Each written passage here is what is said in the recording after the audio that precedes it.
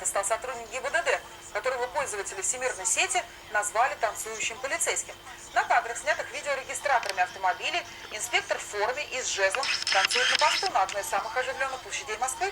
Ранее до этого мы слышали, что они призывали людей уйти с этой площади, говорили о том, что их мероприятие не санкционировано, и просили пройти в сторону метро Площадь Революции. Ранее сообщалось, что проход туда открыт, однако вот сейчас людей как раз таки, по всей видимости,